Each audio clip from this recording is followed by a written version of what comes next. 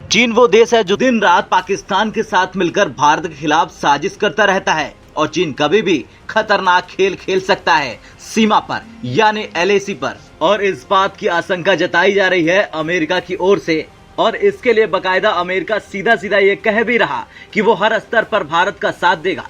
लेकिन सवाल खड़ा हो रहा कि क्या चीन फिर से सीमा पर कोई हरकत करेगा? क्या अमेरिका के बयानों पर भरोसा करने लायक है? इन तमाम सवालों के जवाब हम अपनी इस रिपोर्ट में देंगे।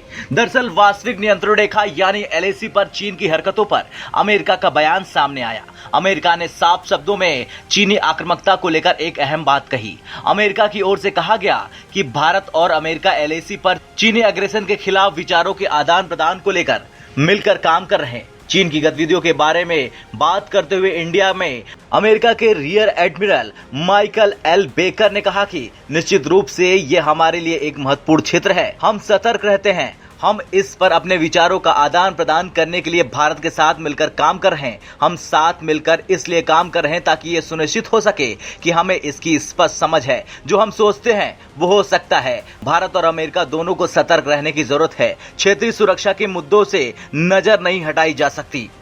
हाल ही में जारी की गई अमेरिकी राष्ट्रीय रक्षा रणनीति 2022 को देखते हुए माइकल बेकर की टिप्पणियों को अहम माना जा रहा। उन्होंने विवादित क्षेत्रों में चीन को रोकने के लिए भारत की क्षमता बढ़ाने की बात भी कही। हिंद महासागर क्षेत्र में चीनी गतिविधियों के बारे में बात करते हुए उन्होंने कहा कि चीन की उपस्थिति यहाँ निरंतर है, जिसे नौसेना अभियान बल भी कहा जाता है। भारत अमेरिका रक्षा सहयोग के बारे में बात करते हुए रियर एडमिरल ने कहा कि हम भारत के साथ विदेशी सैन्य बिक्री और रक्षा उद्योग सहयोग में कई प्लेटफॉर्म पर काम कर रहे हैं।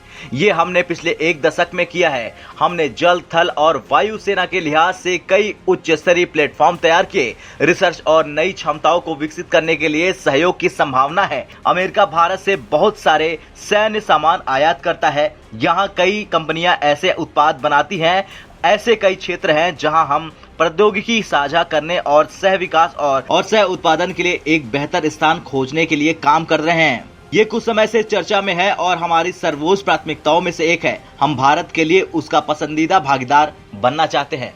खैर, इसमें कोई शक नहीं है कि अमेरिका और चीन अपने अपने हितों को साधने के लिए कुछ भी कर सकते हैं, लेकिन भारत आज इतना मजबूत है कि ना तो उसे चीन का डर है और न ही दुनिया के किसी देश का साथ चाहिए। ब्यूरो रिपोर्ट, भारत तक।